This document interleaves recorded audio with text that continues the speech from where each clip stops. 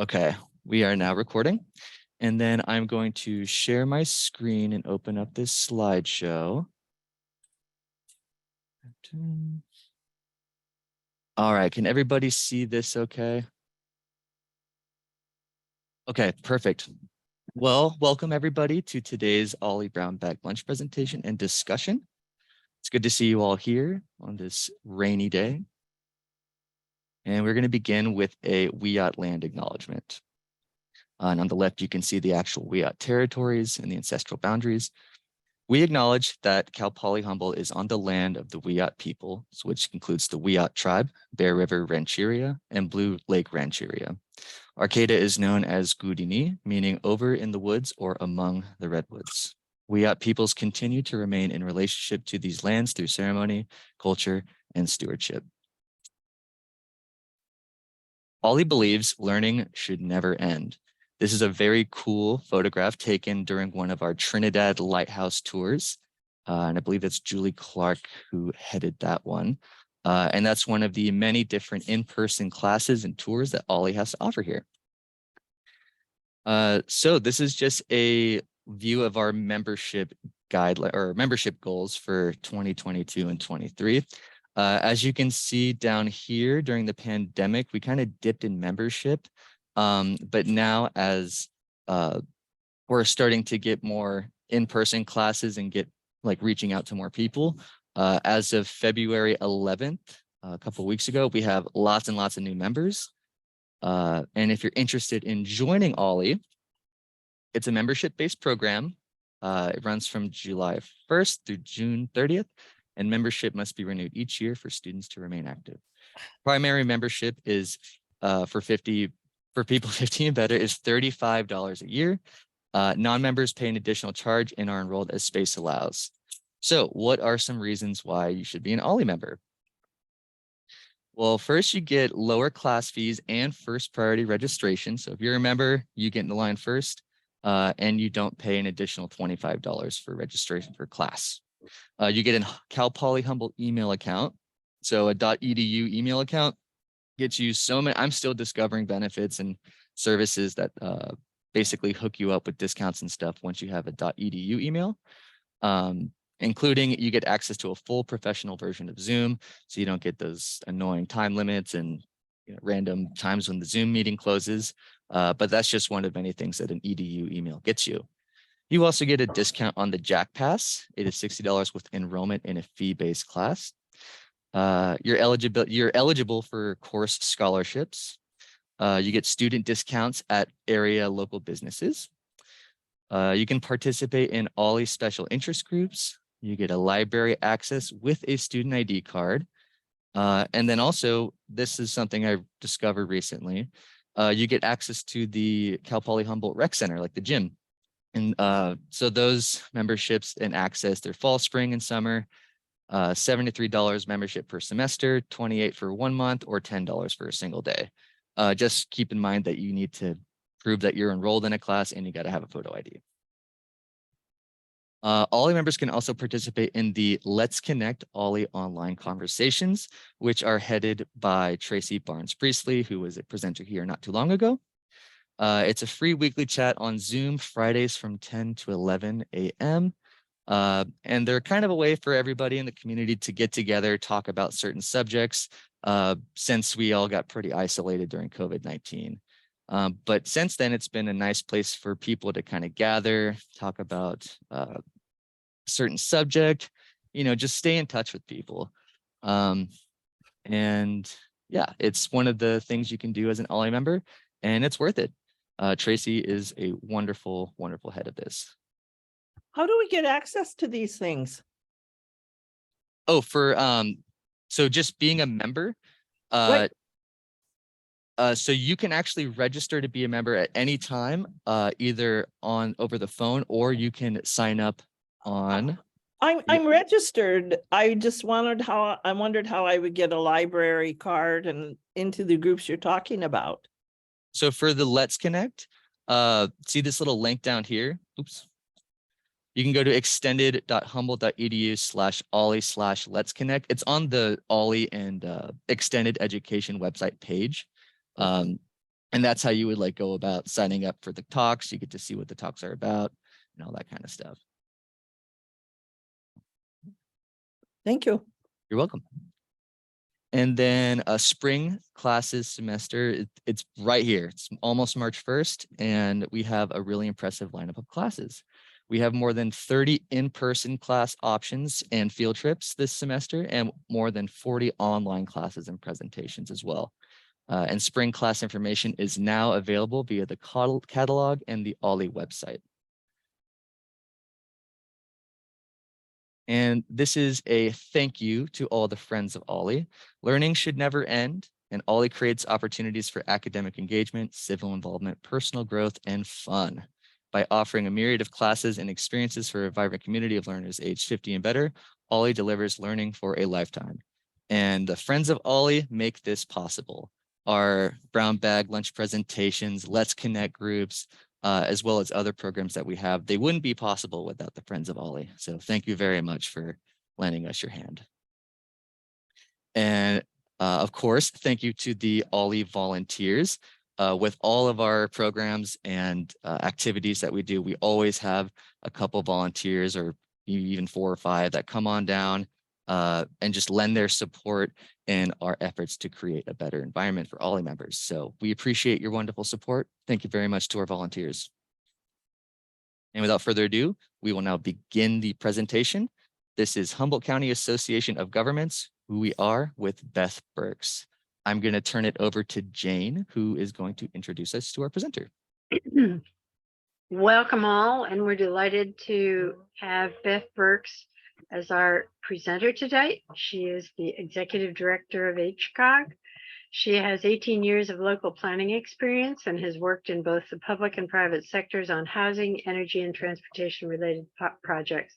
She's going to tell you today all about what that organization does and how it affects your world, even when you're not aware of it. Welcome, Beth. It's all yours. Great, wonderful. Thanks so much. So before I get started, I always like to ask the room, who has heard of HCAOG before? Who do we have? Patricia Ann, I like that. So a few of you. Okay, so I think this, from what I can see, it's actually more hands going up than usual when I do these presentations. So I like to think that we're kind of like one of the county's best kept secrets as far as government organizations go. And I'd love to make sure that people know more about what we're up to and how they can be involved in the types of things that HCAOG is involved in. So let me start sharing my screen and I'll go through my presentation.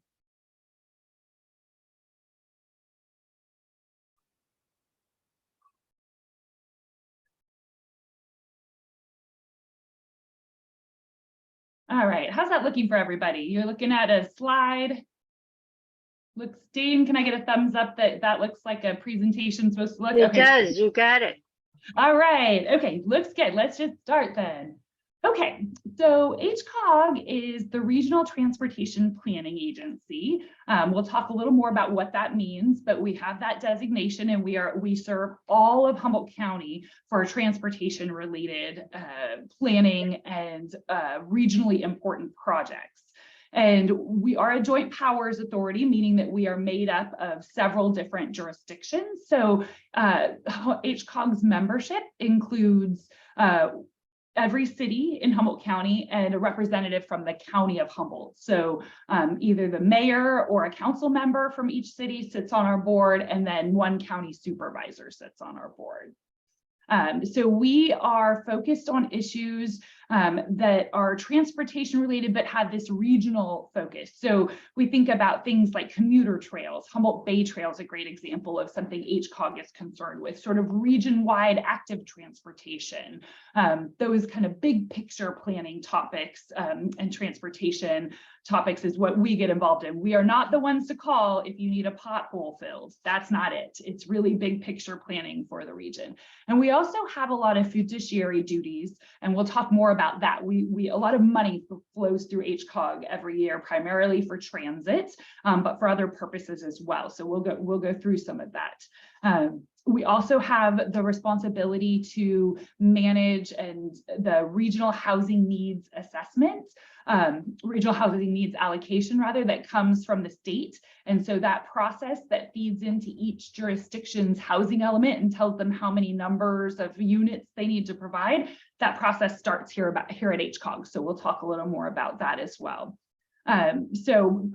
Just kind of want to give you that broad overview, then we'll go through kind of the nuts and bolts of what HCAOG does, spend some time talking specifically about our transit involvement and some of the other planning tools we work on. So we'll go through all of it. I did want to give a shout out to this painting. So this is a Mel Schuler painting. So for some of you may know, he's a famous local artist. This is actually in our little conference room. We're located here in Eureka at 6th and I Street. And this used to be the old Humboldt Land Title building. And when they vacated, they left this mural for us. They said they were going to get rid of it. And we said, no, please leave it. So if you want to see this painting, you can come on down anytime we're open. All right. So, as I mentioned, we're the Regional Transportation Planning Agency. This really gives us, makes HCAOG a place to plan and discuss and study transportation related issues. And some of the nuts and bolts about this that I wanted everyone to be aware of is we have this board, and we have committees that report to the board. And all of our meetings are open meetings. They are Brown Act meetings. And so we post agendas usually about a week before the meeting, let you know what's on it, and you're more than welcome to attend. The public can attend in person or remotely. Our board meetings are the third Thursdays of the month at the City of Eureka Council Chambers, starting at 4 p.m. Those are also on like the public access channel, that kind of thing. So so you'll be able to see those there, but we have a Zoom link. So if you wanted to just, pop in and listen, you're more than welcome to. We also have a technical advisory council that advises the board, and that is made up primarily of all the public works directors or city engineers from each of our member jurisdictions. Interestingly, on the technical advisory council, we also have transit agencies on there, and we also have many of the local tribes as voting members of our technical advisory council. So those are sent by, they're usually the tribal transportation managers that come and sit as voting members, but it's a really lovely way to make sure that all of our regional entities and governments are being coordinated and know what each other is up to. And then we have a social service technical advisory council, and that council is made up of transit providers and social service agencies. There's community representation, someone from the disability community, someone serving as a representative of older transit dependent adults. And so those are required to have on our social service advisory committee. And they primarily focus on transit related needs. And so these are the committees that report to the board. Again, all of our meetings are open to the public, and we would love to have more attendance at them. And then just a quick note about HCAOG staff. There's 4 of us here at HCAOG, myself as executive director, and then we have 2 planners and a financial person. So you're looking at this picture as all of us. Nobody's missing. So we like to think we do a lot with a little bit of staff to make it all happen. So I'm going to talk briefly just to kind of give a fuller background of HCAOG and the origins, and then we'll kind of get into the meat of it and sort of our transit involvement and the planning we do. So the origins of HCAOG actually were back in 1968 is when we first formed, with the same makeup that we have now, being that it's a representative from each of the cities and 1 county representative. The original purpose was very broad, which was to coordinate planning efforts to advise, plan for, and suggest solutions to common problems. That was it back in 1968, and it had a very limited role, and that was to just apply for funds. And this somewhat came out of 68, 69. At that time, there was a lot of flooding in Humboldt County. And when those floods happened, the governments realized we need a regional entity to help us get a hold of this federal and state money that help, emergency response money. So that was kind of the initial origins for HCAOG. There weren't any staff that were independent, that just different people on the city staff or county staff were kind of filling the role. And again, really limited focus. It had this broad purpose, but limited to applying for funds was really what it was focused on when it was established. And then things began to grow. So in 1972, that's when we became the Regional Transportation Planning Agency. And the reason we did that was because at that same time, the Transportation Development Act was approved. And that really funneled state funds to transit agencies. But in order to do it, you needed a regional entity for those funds to go through. So that's HCAOG was kind of sitting here already with that right makeup of all the cities and counties being represented. And so in 1972, HCAOG became the Regional Transportation Planning Agency, and that really, kind of set us on our current path of being very, very transportation focused. We still have that broader idea of, solutions to common problems, but then finally in 2010, we get even more specific on our declaration of purpose. And then we begin to engage in, or just specify that we are here to do these mandated state and federal government activities, which is to administer that Transportation Development Act funding, also to do the Regional Housing Needs Allocation. Those are mandated that we do those. And then we also focus on regional transportation planning activities. We are the service authority for freeway emergencies. And what that is primarily is the call box program. So you'll see the call boxes along, they're mostly located in our area on Highway 101, some on the 299. But we are the agency that coordinates all of that and is responsible for those call boxes. We're actually looking at installing new call boxes this year, and they will be on highways 36 and 96. Most of these will be satellite call boxes. So these will be ways people can call when we're in those areas where there's just really no cell reception. With that same funding, which comes from a $1 registration fee on all the car registrations in the county, we also provide the CHP with funds to do some supplemental patrols, primarily on highways 36 and 96. And it's pretty phenomenal with just the patrols we supplement. They're often, responding to several stranded cars within each shift that they work based on what we're providing funding for. So it's pretty amazing how many cars are in need of service on those remote highways. And so that's part of what we do. And then finally in 2010, we got the distinction to add on regional trails planning, management, and development. So we do things like we are the administrative staff to the Humboldt Bay Trail Fund working group. So we help with the grant solicitations for that and help people access money to help maintain the Bay Trail. So that is now specific in our in our declaration of purpose. So that kind of brings us to modern times. And, I think people sometimes don't know why they should care about HCAOG. We're talking about these really big picture, like transportation, regional, what does all this gobbledygook even mean? But what I like to remind people of is that transportation infrastructure, it impacts every single one of us. There's not one of any of us here that have not interacted with our transportation infrastructure. It's a huge, huge part of our quality of life.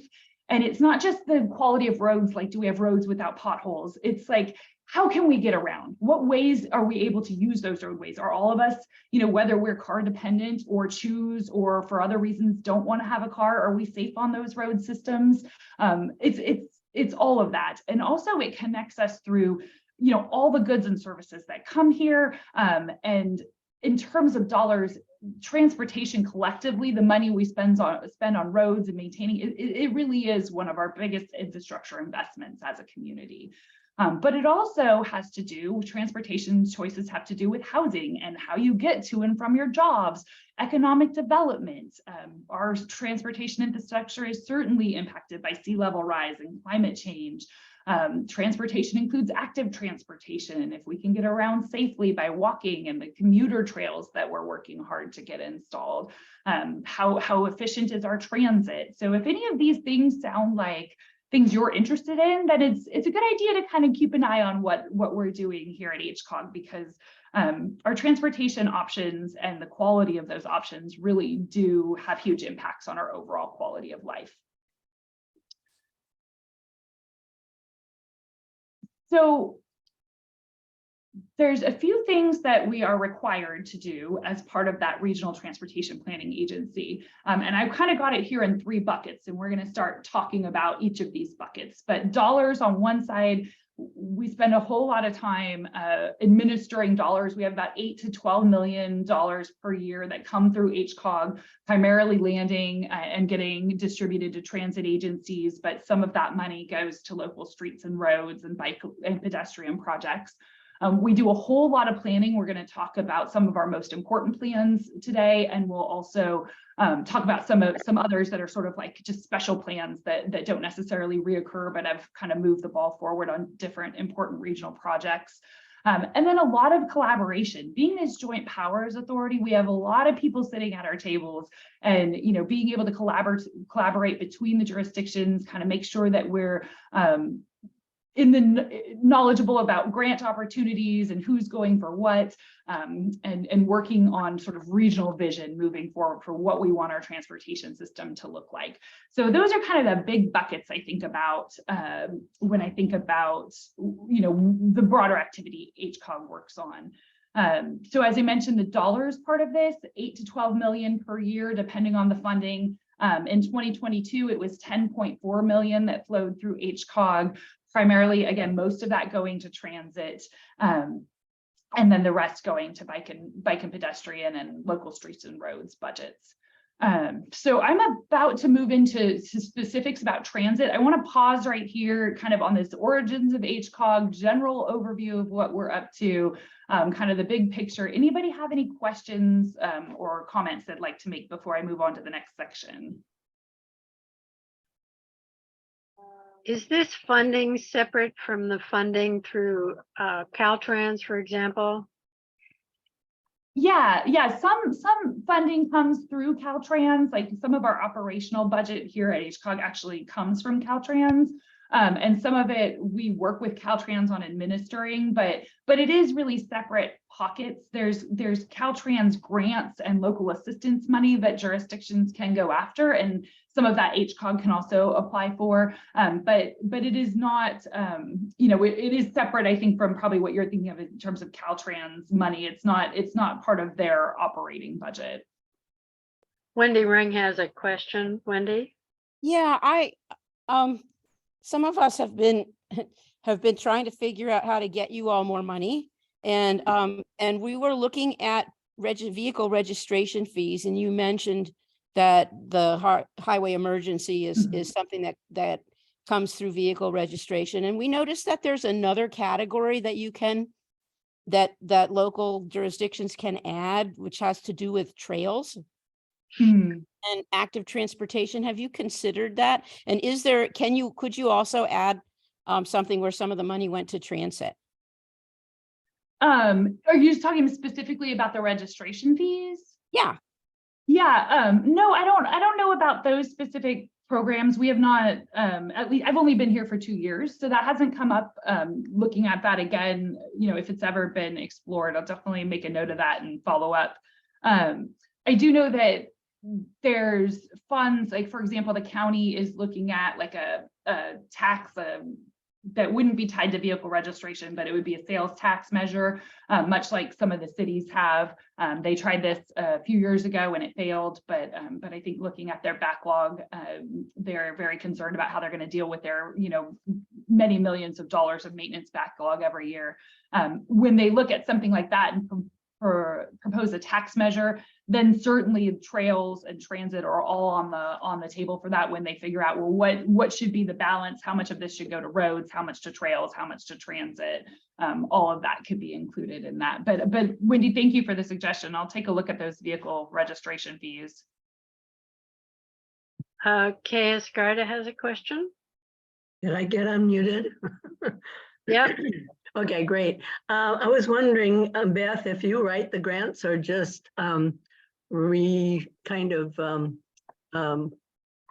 them from what the different units of government are applying? Yeah, so we do a couple of different ways. For example, right now, HCAOG is applying for a grant from Caltrans to do what we call a level of stress analysis. This will be looking at how our whole region-wide road system and where it is comfortable or uncomfortable, where it's stressful or less stressful to be a pedestrian or a cyclist. And with that information, we can add all kinds of equity layers and different things like that and really help us pinpoint, where we need to put our dollars towards making the most valuable connections in terms of being able to get around without using a car. So that's an example of a grant. We're writing that in-house completely. We coordinate with the member jurisdictions. They're writing letters of support and documenting what they could provide in kind.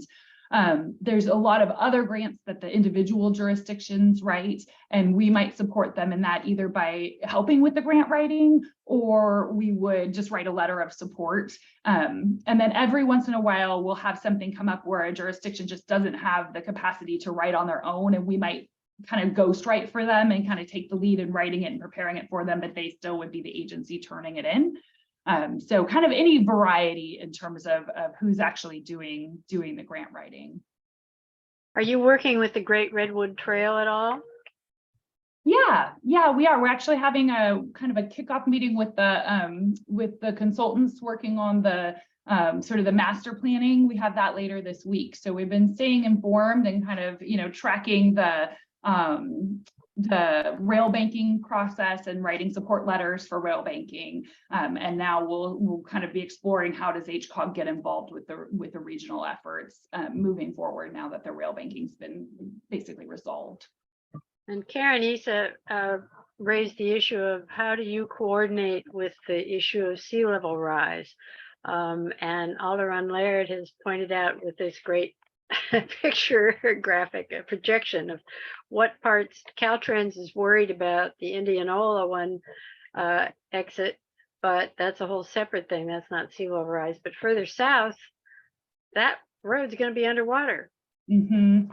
Yeah. So we, we would coordinate with our member agencies as far as maybe grants that they want to go after for adaptation planning or construction of their own facilities. When it comes to the highway, to 101 predominantly when we're talking about sea level rise, right, that is on Caltrans. So we kind of stay in lockstep with them in terms of tracking the planning, making sure everyone on our technical advisory council stays informed. And so we kind of just act as a like a vehicle for transparency and to facilitate those discussions. But the cost and the planning for what happens on 101 really does land squarely with Caltrans. They also are the ones who have the funding to deal with it.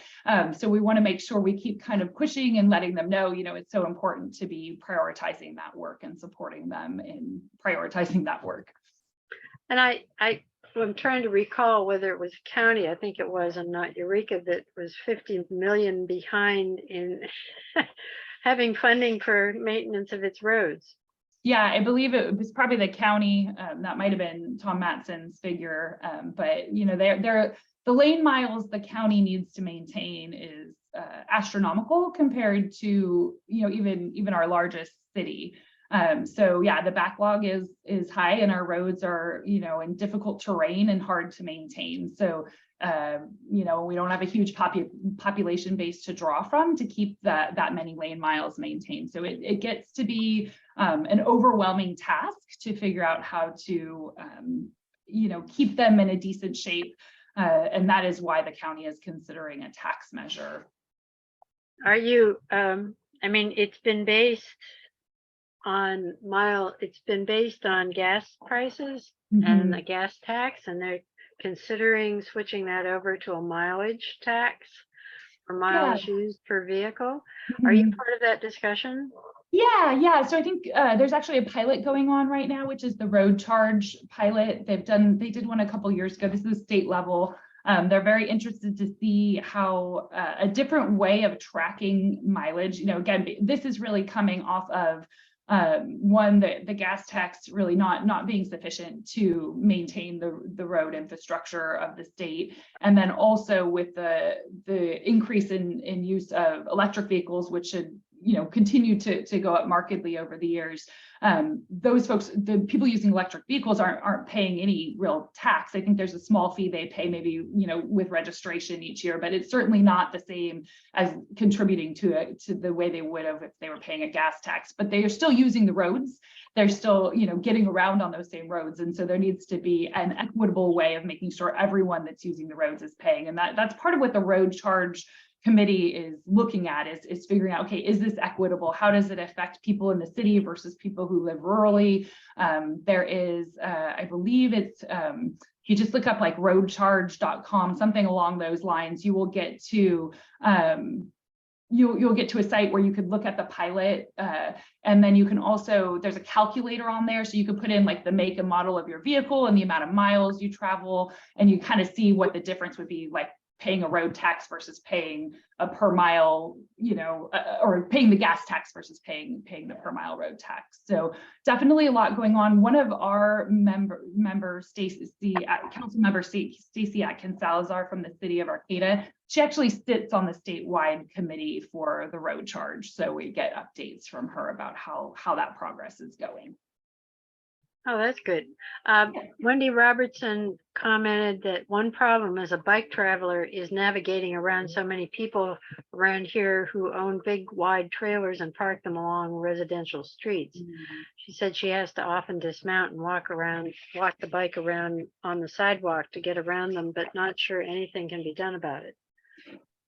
Yeah, probably a lot of that ends up being in the hands of the local jurisdictions. There's very specific, like on this street or generally, these issues. Sometimes we go through like larger educational campaigns, maybe share best practices with local jurisdictions, but we wouldn't ever have any authority to, like, for example, enact an ordinance that would say, no parking near a bike lane, no wide loads near a bike lane. We don't have that kind of authority, but we can definitely, when we hear things like that, we like to share it with jurisdictions. We like to think about what the best practices would be. Certainly investing in making sure people can get around in ways that doesn't involve getting in their vehicle. So, okay, should we move on to transit, or do we have more, Jane? No, go for it. Okay. So let's talk a little bit about transit. There's kind of two big ways that HCAOG gets involved in transit. And the big pots here are funding transit. Our large transit agencies, a substantial portion of their budget actually comes from funding that flows through HCAOG. And then there's many planning activities we support that are transit related. So in 2022, the transit allocations that flowed through HCAOG were 7.4 million. And you can see on this chart that's on the slide, sort of the breakdown of who receives that. Humboldt Transit Authority, Redwood Transit Service being our largest operator, receives the bulk of that funding. Arcata's a substantial amount as well for AMRTS. And then also Eureka ETS, Eureka Transit at 18%, and Humboldt Transit Authority manages Eureka Transit under contract. So that kind of all gets under that same umbrella eventually. You'll see some of these, like Blue Lake Rancheria, they get a very small amount of funding. It's showing up 0% because it's less than 1% of the 7.4 million, but they get a small amount of money to help maintain the transit service there that serves not only the Rancheria, but the town of Blue Lake. And the funding sources that really contribute to that, the big ones, remember I said we have this the Transportation Development Act funding. And so we have local transportation funds that come through that, state transit assistance funds. Sometimes there's smaller grants that are maybe one-off for not last year, the year before. We had a lot of infusion of funds for coronavirus relief and response, kind of emergency funding. So that kind of bumped up those years. So sometimes there's certain programs that come through, maybe they're one time or maybe just a couple years, but it really gives a boost. The funds that come through HCAOG, each funding source has, of course, its specifics in terms of what can be funded, but it's a wide variety when we look at the total program. So things like operations, new vehicles, especially, we're pushing for electric buses, improvements to the buses, improvements to maintenance yards, new tires, you name it, all of those kinds of things can be funded, and the operators demonstrate their need for the funds, and then we work regionally when we get that certain dollar amount from the state to decide which of the transit operators get which portion of which funds. So we work very collaboratively with them on that. And then transit planning, there's several documents and plans we put together. Some of them, the on-met transit needs process happens every single year. This is where we look at, we do surveys and we ask, are there transit needs that are unmet? We get a wide variety of responses. Often the responses we get don't necessarily translate to the improvements we'd like to see. There's a slight disconnect there. The definition of an unmet transit need is very narrow. It needs to be reasonable to meet. And because of state laws, it needs to show that you would get a 10% fare box return. And what that means is to, let's say we wanted to start a new transit service, send a bus to somewhere it hadn't been going before. This happened a couple of years ago. We heard from our on-met transit needs process that a bus out to Bear River, the Bear River Band of the Rancheria, Roanoke Rancheria, to kind of like the casino area and the family fun center, that a bus stop should go there.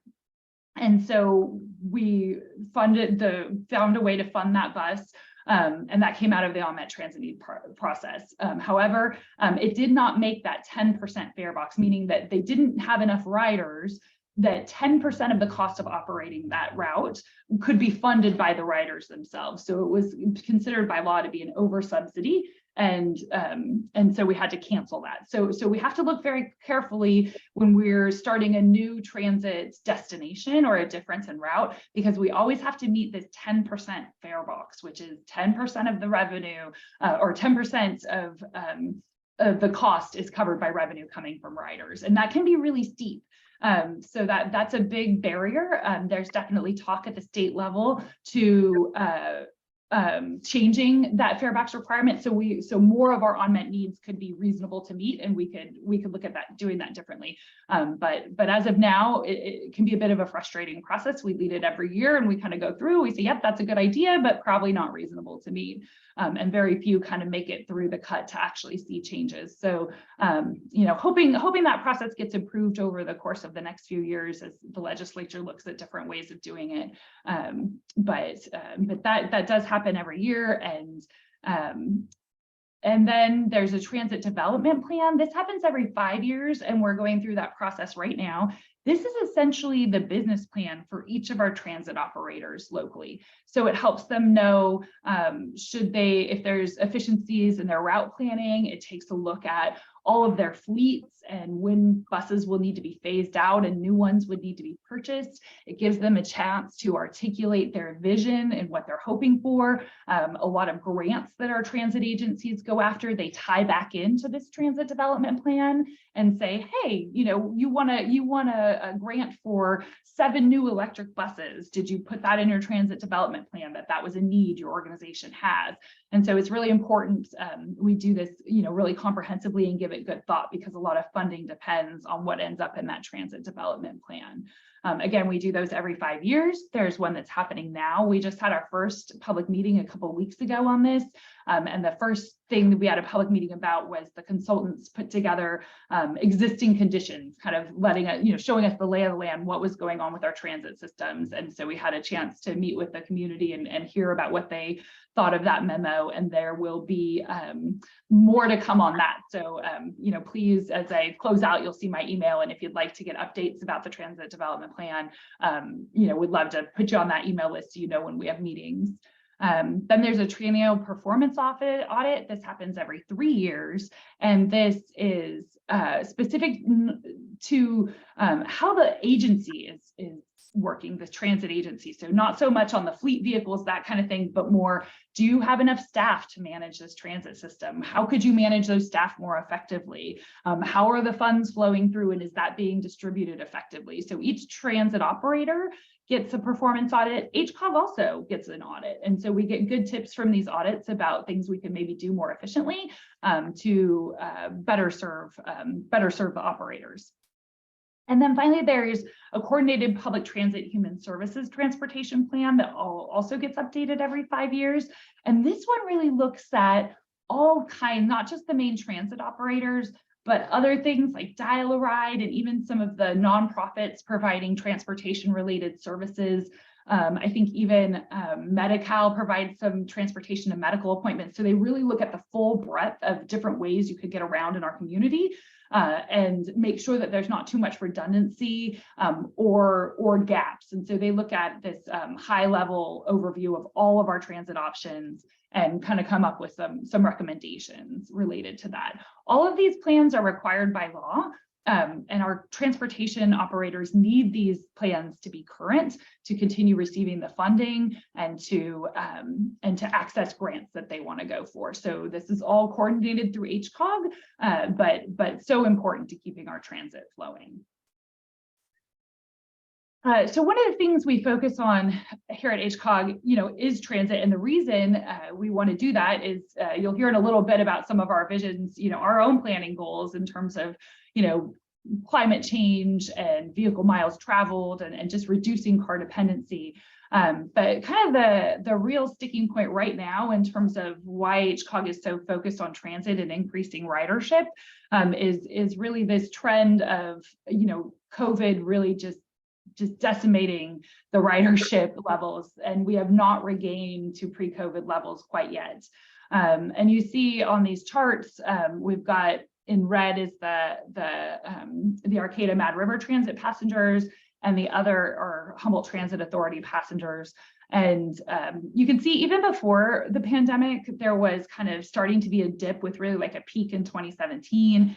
And then kind of, slow trajectory and then, precipitous decline with the pandemic. And I will say that overall, even throughout the region, certainly in Arcata, but even regionally, the students from Cal Poly have a huge impact on transit ridership. And so this actually tracks with kind of student populations as well. So there was kind of like a peak at, was HSU then, and then they had some declining enrollment. And then of course things went remote during the pandemic. So we really see a difference when the students aren't participating in the transit service. So that's important to know, but just seeing how much ground we need to regain, and then the goals that we have to increase ridership even more really tells us that HCAOG needs to be focused on marketing and making sure that the routes are as efficient as possible and run frequently enough that people want to use it.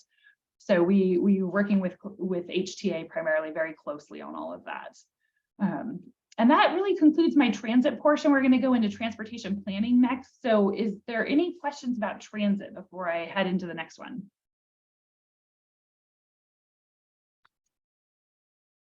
Okay, I don't see any. So I'm going to just keep going. Whoops, sorry, I was muted. There are a couple in the chat. Okay, sorry, I don't see that. Yeah, if you could read them. Okay, do the regular buses have a mechanism to lift wheelchairs and walkers onto the bus when people cannot mount steps? Yes, all the buses should be ADA accessible. Okay. At a recent meeting about the 5-year transit plan, there was mentioned that we could get more money for transit if we had an urban rather than a rural designation. Can we change our designation? Well, we have to look at that. They do change the population sometimes and what constitutes rural and urban. So depending on the funding source, it could be 50,000 people or it could be 250,000. So it has, some of them could potentially work. 50,000 potentially if we were to look at kind of not just Eureka City proper, but the outlying areas and kind of look at like a Humboldt Bay micropolitan area or something like that. So our consultants that are working on that plan, the transit development plan update, they are going to explore that for us and also look at the pros and cons. There's certain things that there's some benefit to being rural. There's certain things that we get kind of a pass on. Sometimes things like maybe, a little bit of extra grace period on the 10% fare box or something like that. So there's certain things that we'd want to be careful of if we did get declared urban, because it could add other challenges. But we have the consultants working on that plan. They're gonna look at those options and kind of report back if there's any value to us switching our designation or actual ability to. And Wendy Ring added, I believe that from experience with free fare transit in Sonoma County, that the 10% can come from other sources than fares, like the general fund.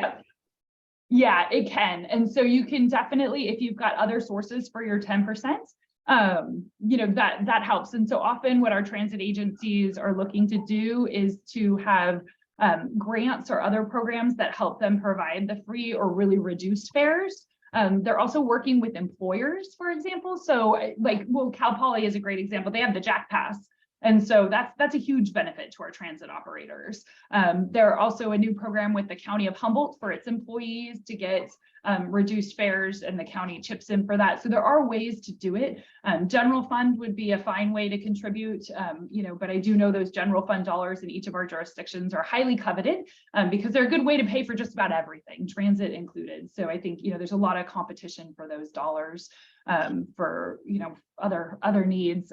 But yes, there's a variety of ways that, that 10% could be covered. And certainly our goal as like a long-term goal would be free transit. I mean, we know that is the sort of pinnacle of just really equitability in terms of a transit system, but also getting more people to use it. It is a barrier, not just because of the money it costs to ride transit, but also just the feeling people get when not knowing when they get on a bus exactly how to pay. Like just that uncertainty makes people think, I'd rather just take my car. I'm not sure, do I need exact change? How could I pay when I get on the bus? It seems like a simple little thing, but it is absolutely a barrier to getting on the bus. And we want to reduce barriers like that as much as we can. So if everyone knew you could just get on the bus for free, that would help absolutely. And then do you have ideas for increasing ridership? Have you done surveys, for example, to find out what the destinations people are most interested in having transport for? And are you planning ahead for some of the new things coming up in terms of wind farms and other similar things? Yeah, definitely. So in terms of surveys, we do a whole lot of surveys, and there is a challenge with surveys, and that is that everybody wants to go everywhere all the time on a survey. But even in like the example I gave with the bus that was going out to Bear River, people wanted that. That was many years in the making. People came and said, we need this bus, we need this bus. And then they ran it for 3 years. And I think literally like 10 people got on it in 3 years of running an empty bus up there. So surveys, I think we all get like ambitious when we're responding to a survey, but we really need people to get on the bus to make it work. So we're cautious with the surveys just for that reason, because it's not just a Humboldt County challenge, but just tending to, responses are, I need this one-off service to get here. It tends not to get the ridership that we would want. I will say what we hear loud and clear that's consistent from surveys is later night service, weekend service. Those things we're absolutely working on. We're also, Humboldt Transit Authority is also working on route optimization. So for any of you who ride the bus, you might know that it kind of goes in a big circle, which means depending on where you get on it, you could have, a 10-minute ride to get to where you're going, or, over an hour, because it's not just running the route back and forth. You kind of get on at any point in the circle and it's just kind of keep looping. So it's not the most efficient.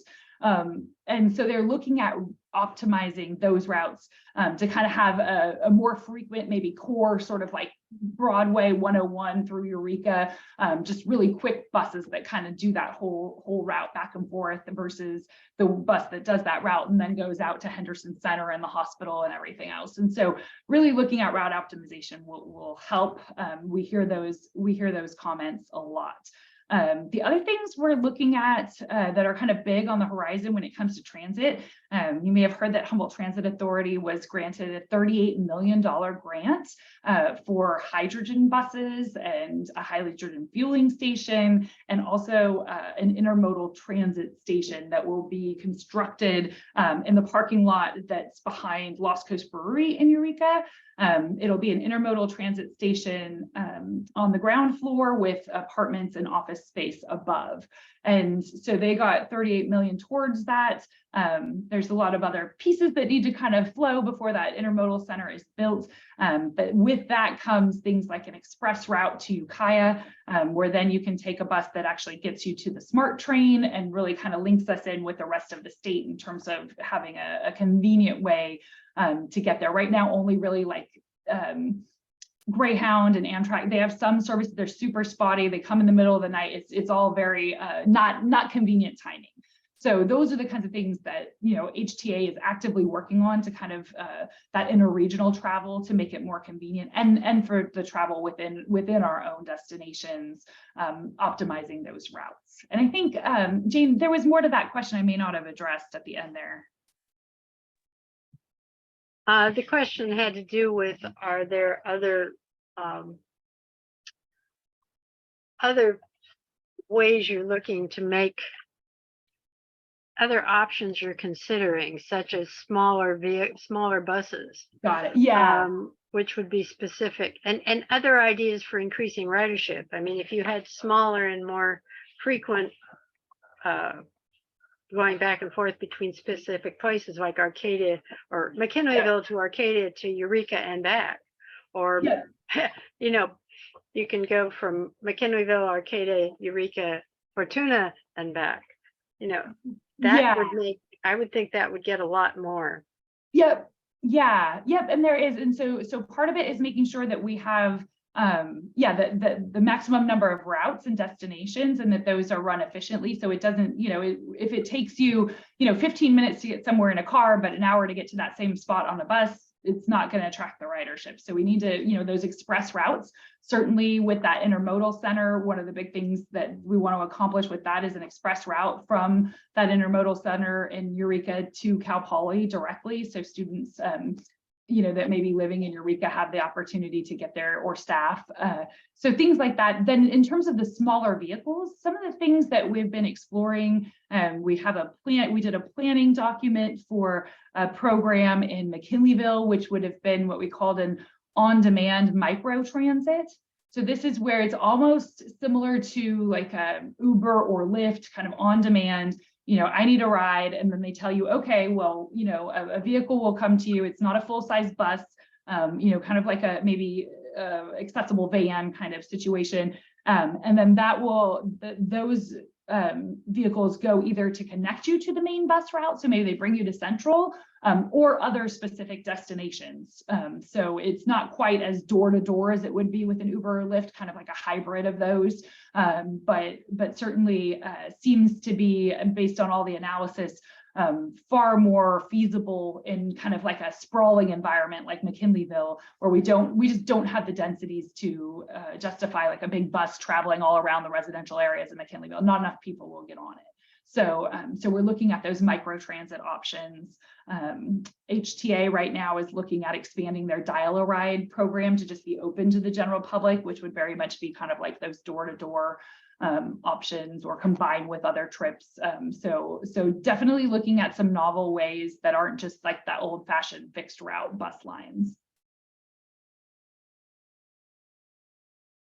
Thank you. Okay, all right. Anybody else have questions? Okay. Okay, let's go. Okay, so now we talk about transit, big focus of ours, part of why we were formed. And then let's talk about these kind of the transportation planning more broadly. So the first document I want to cover is the Regional Transportation Plan. This is a document that is kind of like our general plan for the region's transportation vision. It's our chance to be aspirational and really like lay out, if we had the perfect transportation system in Humboldt, what would it look like? What projects would we need to do to get us there? So there's several chapters. We go through active transportation, safety, all kinds of things. But it is we update this, we're required to update it every 4 years. But it is a 20-year planning horizon. So we just did the last update in 2022. So that vision takes us through 2042, but we will be revisiting that vision in another couple years here to do the next 4-year update. So when we do these plans, we try to do a very robust public engagement process, which is why I'm so adamant to get to places like this to, talk with folks so they kind of know what HCAOG is. And when we have these big plans coming forward, they know it's their chance to speak up. So this last round, we kind of had to do our outreach smack dab in the middle of COVID.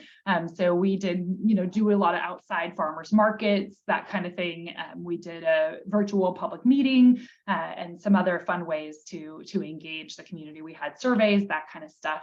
But it's really, like I said, our chance to be aspirational and really outline what our policies and goals are so that we know how to be good advocates for good transportation planning in our region. So when it comes to the broader transportation planning, what's important, it's kind of like that slide I showed, so many things, right? But it is important to combat climate change, reducing those vehicle miles traveled. We do need to talk about system maintenance because that's a huge problem in our area. Transit, of course, safety and health. And for the first time this round, we really got a lot more serious about talking about housing and vibrant neighborhoods and walkability and sort of how that relates to combating climate change, reducing vehicle miles traveled, and also just creating really great places to be and to live.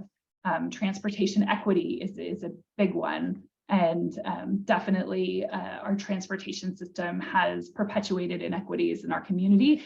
So our plan really dives deep into that and makes sure we're diligently turning the tide on that behavior. And then also we talk about the projects and the dollars needed to get it all done. So it's kind of big picture what goes into that regional transportation plan. And then from there, we come out to these core areas of focus and so when I say core areas of focus, for the next 4 years, this is kind of the broader areas that I expect that we would spend a lot of HCAOG staff time on, a lot of coordinating with regional entities to move these initiatives forward. Certainly equity and relationship building is a big focus, so that housing and vibrant neighborhoods, safety and health, and climate change. We're going to talk a little more about a couple of these, and the dollars goes below it because all of this takes money to see the plans and then see kind of the construction opportunities for projects that are important. So whether that be a trails project, a bike project, some other type of project, it all takes funds. And so from the planning to the implementation, and we help our jurisdictions go through this. Just real quick on climate change, because I don't have a separate slide for this, but I do want to say that transportation accounts for 53% of our greenhouse gas emissions here in Humboldt County, a little bit higher than the national average. But that is why, as a transportation agency, we have a lot of focus on what we could be doing to reduce those greenhouse gas emissions coming from the transportation sector. So we have policies about zero emission vehicles and also, again, that transit support, getting people out of their cars and using a different form of transportation. And that leads right into the active transportation in terms of housing and vibrant neighborhoods. And if we have good ways to get around that don't involve getting in our car. So all of these things interrelate. You really can't pull them apart very well. And I think one of the great things about the way they interrelate is it ultimately results in more beautiful, livable, and climate resilient places to live. So, there's not any one of these that's like, oh, that's a bummer. When we do that, it has this really negative effect. When we do it right, we actually have this like benefit on top of benefit effect that's really wonderful. So it's just some notes on health and active transportation. I think, I'm sure you all have received, probably other presentations that focus on the importance of active living, and if we can get around to our destinations by being physically active, the multitude of health benefits that brings. So there's just, in terms of like healthcare costs, all those things, there's statistics out there showing how great it is when we can live a healthy, active lifestyle, just in the way we want to get around, if that could be part of it.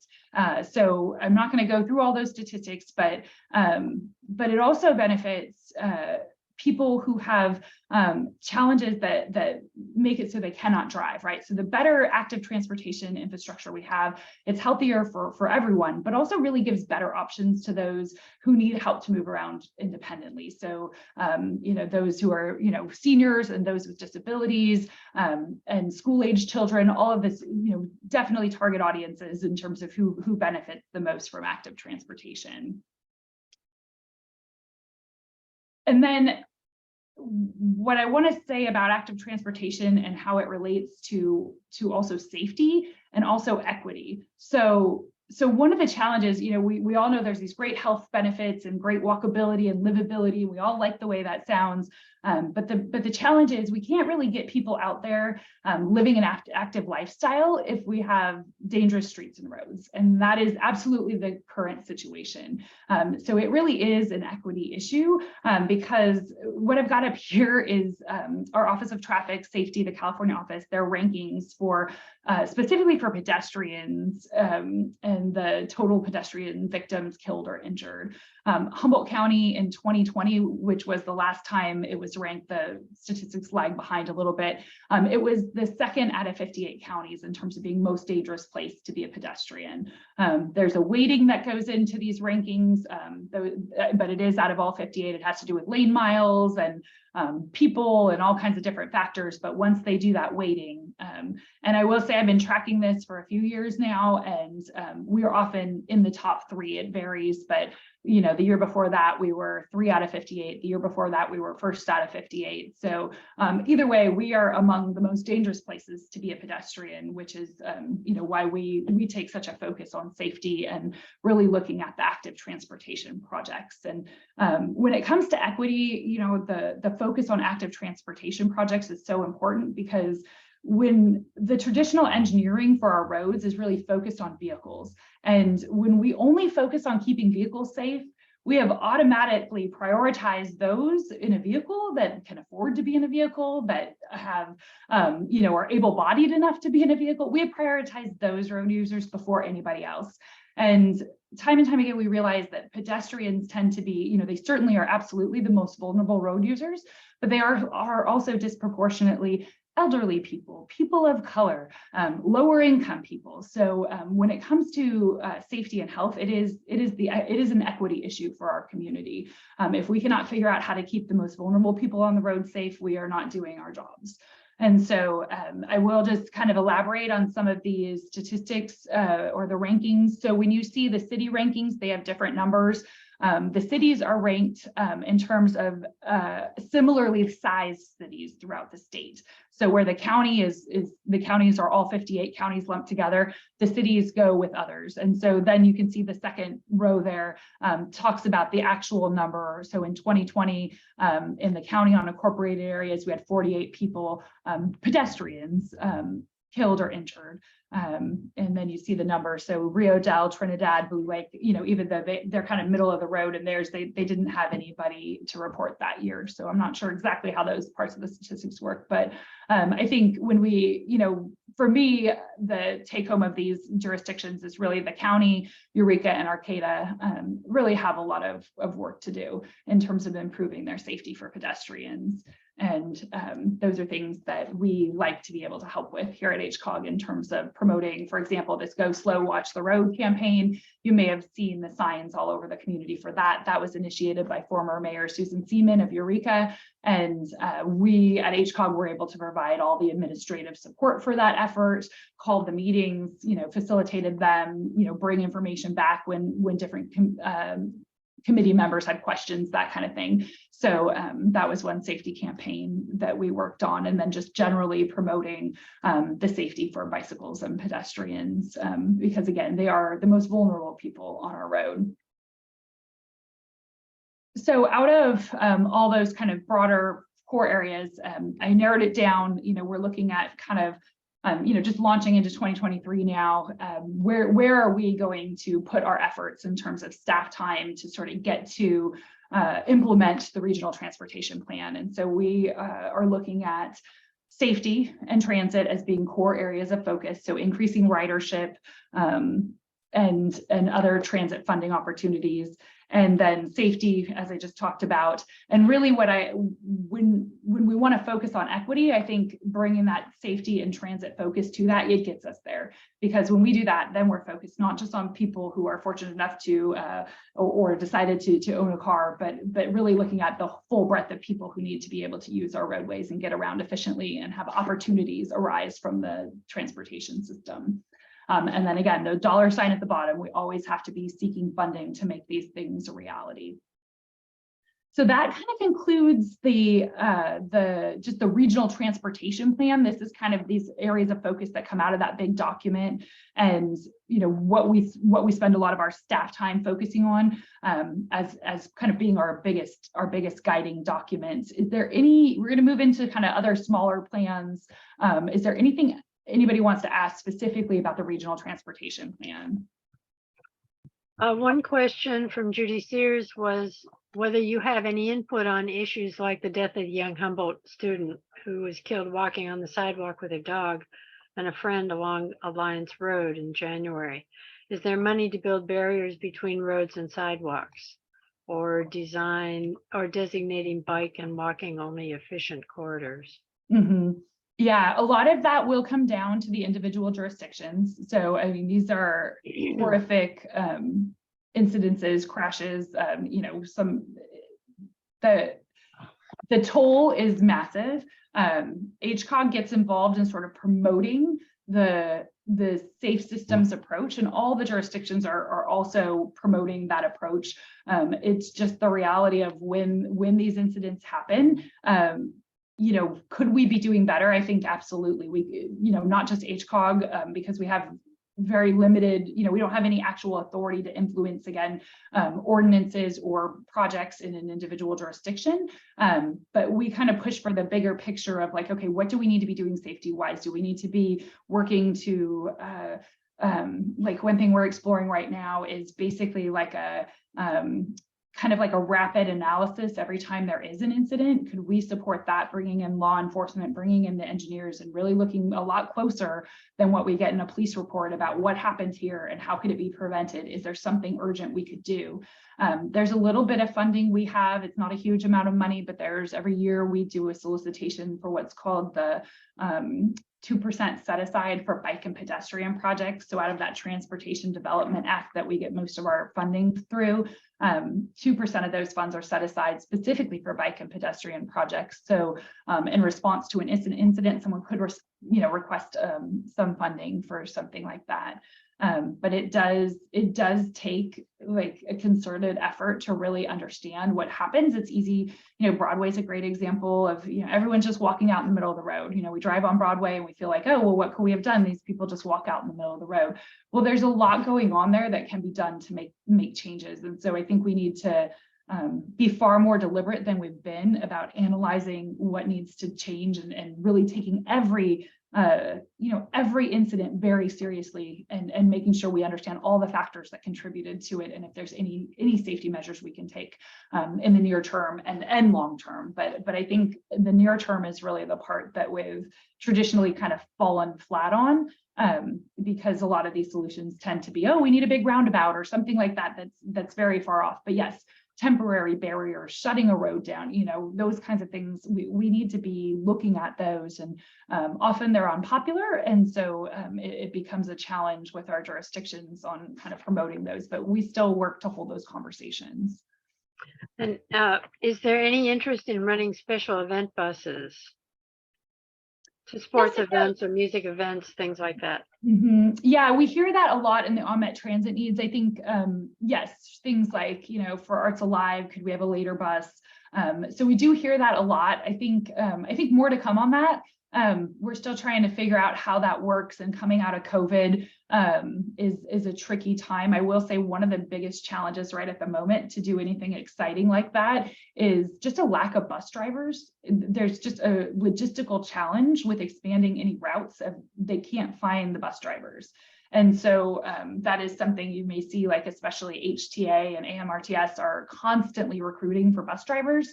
And one of our consultants had something, a great suggestion, or it actually wasn't a consultant, it was someone from our public meeting recently who suggested maybe we should be advertising those positions as like, do you want to help with climate change? Because, you know, I don't think bus drivers, you know, probably doesn't seem like the most glamorous job to sign up for, but in reality, you know, if we're trying to reduce greenhouse gases from the transportation sector, I think there's probably, we owe a large debt to our bus drivers who are keeping those buses going and could use a lot more of them.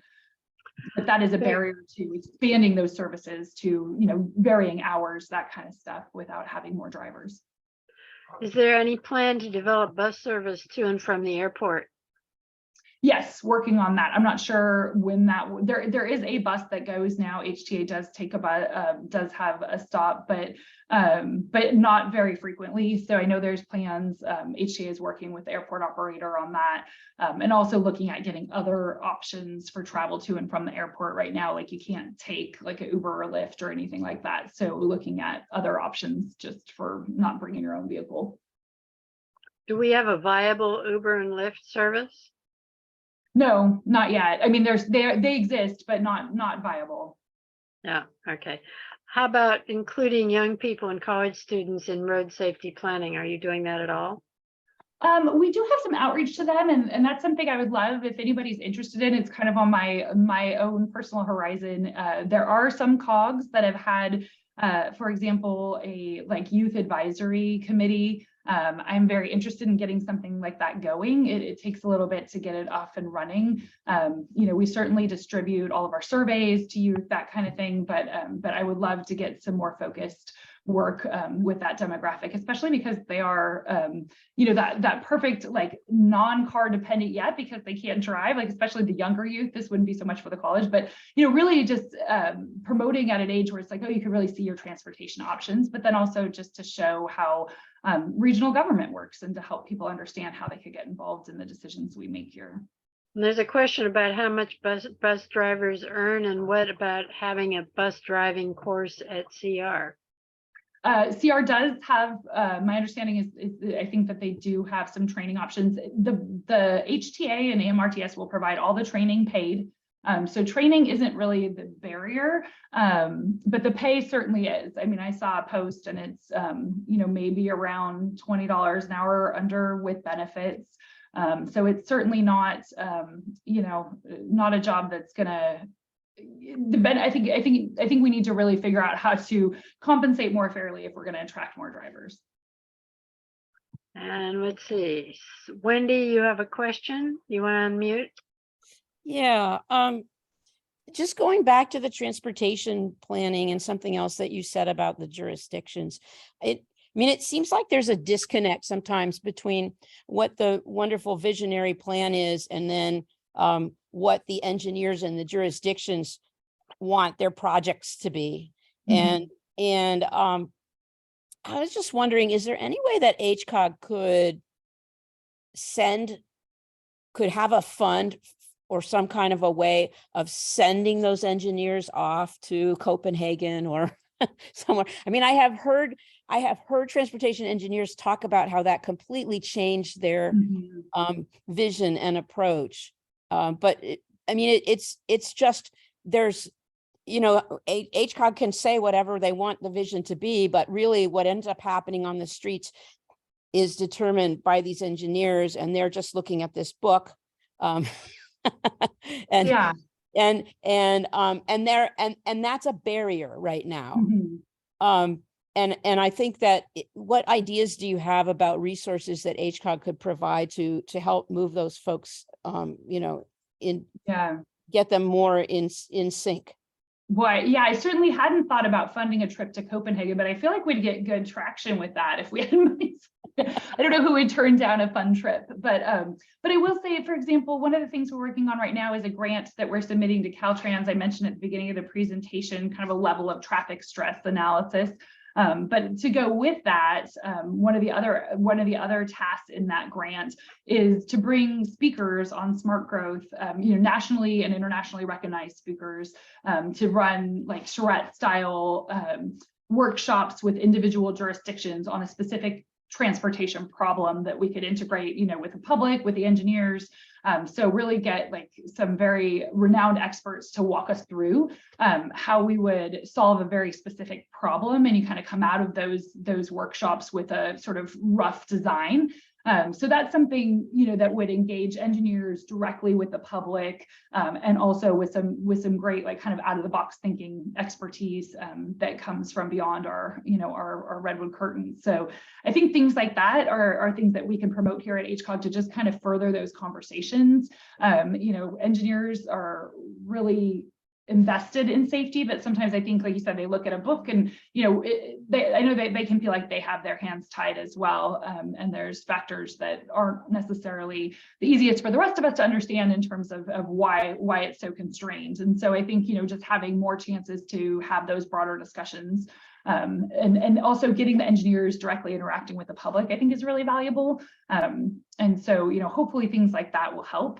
But there is, I agree, some bit of disconnect. We, as I mentioned, our regional transportation plan is like kind of like our aspirational vision going forward. And but unfortunately, the jurisdictions, they can rely on that plan when they want to, when they're seeking funding and that kind of thing, but they don't necessarily have to measure each project they want to take on, against those aspirational visions that we put in the regional transportation plan. And then I will say also that, we don't have a lot of capacity increasing projects here, but we have a high need for maintenance, which can be really frustrating because there's a lot of system maintenance that needs to happen. It's very expensive to overlay a road and it's not very glamorous. So I know there's a lot of push to like make sure that this funding that comes through HCAOG really be focused on, the transit, the safety, the things that we want to, kind of further our vision. And the challenge for all of that is in the background, all of our jurisdictions are just grasping at any funding they can get to just maintain the systems they have. So definitely kind of like a push-pull there, and we try to, help where we can to advance the types of projects that are in our plan. There are a couple of comments. With the huge influx of Cal Poly Humboldt students and lack of parking at future student housing proposals, we will have a lot more pedestrians and cyclists in our streets. That's one comment. And another comment is, yes, borrow ideas and see what works from other places, but ultimately we are unique locally. Mm-hmm. Yeah.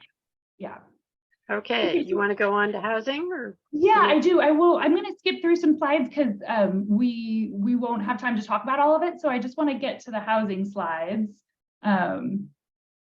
Well, that would be interesting. Is that the Indianola? Yeah, so I'll just give you the cliff notes here. Indianola Undercrossing, that's a program or a project that HCAOG has been sponsoring through it's the Regional Transportation Improvement Program. These are regional dollars that come and we get money every couple years to put towards regionally important projects.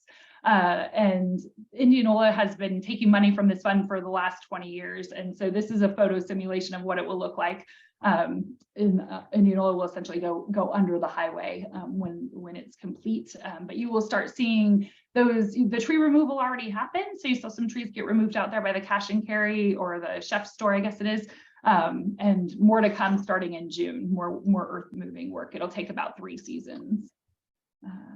Okay, there's a bike map app, so look for that if you're a bike rider. All the bike trails are documented on this map that you can look and see, and even see what level use it is, if it's for the brave folks or a mellow route. Collaboration. Okay, so housing. This was something I know people were interested in, so we'll spend the last few minutes on this. HCAOG is responsible for the Regional Housing Needs Allocation. This happens every 8 years. The California Department of Housing and Community Development, they identify a number that comes to our region. So the numbers that we get from the state is for this last cycle, for example, was the 3,390 new units were needed. That number came from them. And then they also give an allocation for which of those units should be very low, low, moderate, or above moderate. And so what HCAOG has the responsibility to do is we get the big number from the state, and we know the big number of each of those income categories. Then we work with local jurisdictions to figure out which agency, which jurisdiction is going to take what percentage of that overall need. And then once we adopt that and it goes to HCD for approval, then each local government is responsible for their housing elements. So these are the numbers that go into the housing elements, and tell each jurisdiction, this is how much of this level of income housing you need to provide for in your jurisdiction. And they may need to rezone property to allow for more multifamily, but they need to show that there is a way that many units could be built. They are not obligated to build it, but they are obligated to show that it could be done, and offer incentives for developing, especially for the lower income categories. So that's what feeds into the housing elements. Traditionally, for many cycles now, the information that was used is a jobs housing split. So we look at each jurisdiction, the amount of housing they have currently, and then they look at how many jobs, and then what percentage of the county those are, and then average that to figure out basically like who's every. So it's 50-50 weighted, jobs and housing. And that's how the jurisdictions get their number. In the coming years, we hope to really revamp this process. I think what happens with the process that we have is it actually puts a lot of pressure on the unincorporated areas of the county, and tends to trigger kind of a sprawling effect. And certain communities get hit really hard, where there's water and sewer, for example, with the bulk of the numbers. And so we'll be looking to do this slightly differently moving forward. We have a few years to plan for it. We aren't going to need to do it again until 2027. So we've got some time to start socializing with the jurisdictions. You know, how could we be looking at this differently, and how do we really achieve all the other things we want to achieve in terms of climate goals and you know, having walkable communities and that kind of thing. So but that's kind of the nuts and bolts of RHNA. Again, we get the big number, we divvy it up, and then our jurisdictions incorporate that into their housing elements. And how are we doing? Poorly. Almost across the board, fairly poorly. I will say, I think Arcata is actually doing okay in the low and very low income categories. Last I checked, housing and community development, they update their website. They get reports quarterly from each jurisdiction, and so they update, you know, sort of what's been accomplished. So Arcata actually is doing okay in those lower income categories. Interestingly, a lot of our jurisdictions, you know, even in the above moderate, are coming up short in the amount of units that they needed to see. And I think that used to not be the case. You know, I've been involved in housing a long time, and we used to kind of always say, well, we don't worry about, you know, kind of the market rate housing, that will take care of itself. And that's just really not the story anymore. I think at this point, you know, doctors are desperate for houses to live. I mean, if you hear from, you know, Open Door, one of their biggest barriers to recruiting doctors is they don't have sufficient housing for them. These are people who want to live in nice homes, and they're just not available on our market. So I think, you know, it's kind of the full picture. In the cost per square foot of building is astronomical right now. So even those above moderate homes are just not getting constructed. So definitely big challenges on this one. And I think, you know, we're also really curious to see how the numbers fall. We won't be getting numbers again until, like I said, about, you know, 2026, 2027. And at that point, we're curious how they're going to incorporate the expected growth from Cal Poly and also the expected growth from offshore wind. Do you try to keep track of basically what projects are ongoing or planned by developers, and do you try to actively solicit development or developers to bring? Yeah, not here at HCAOG. The cities do that.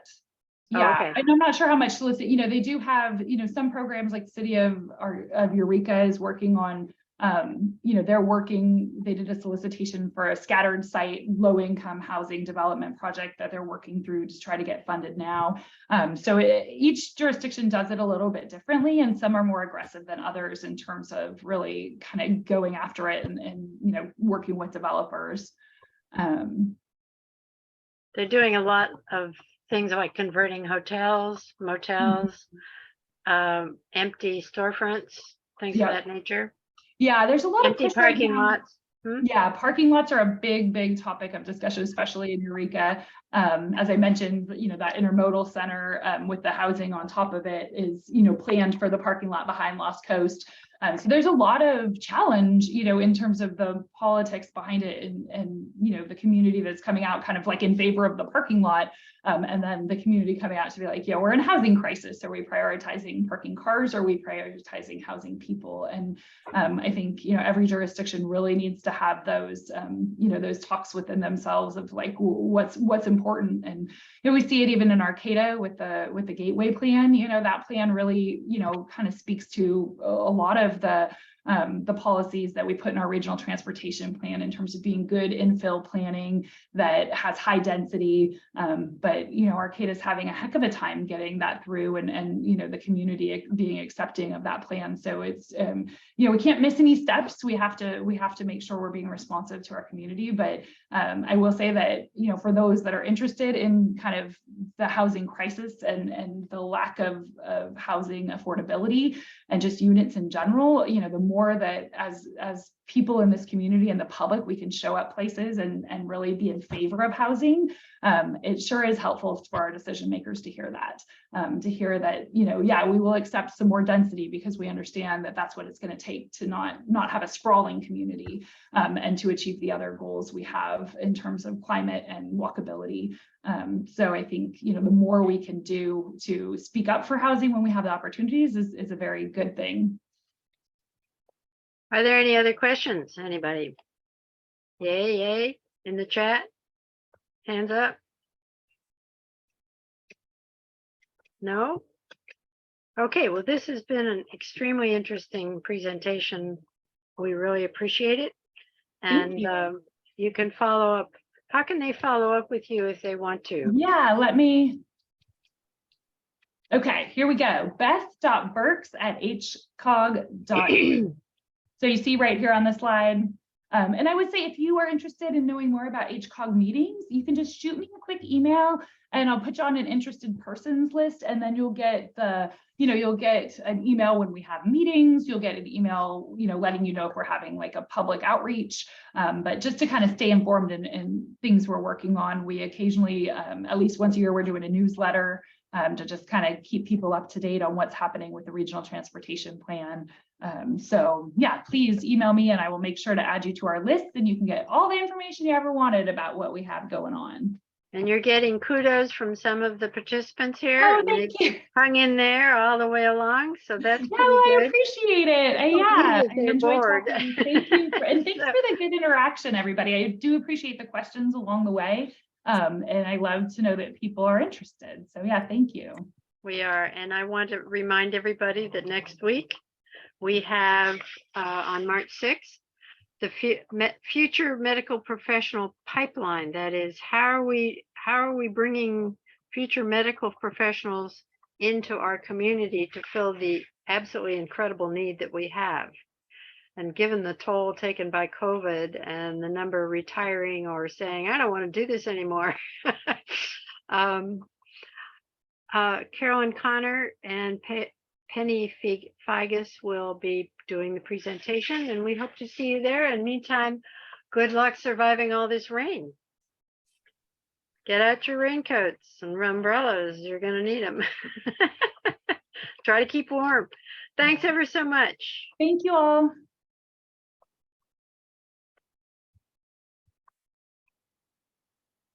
Bye, Fred.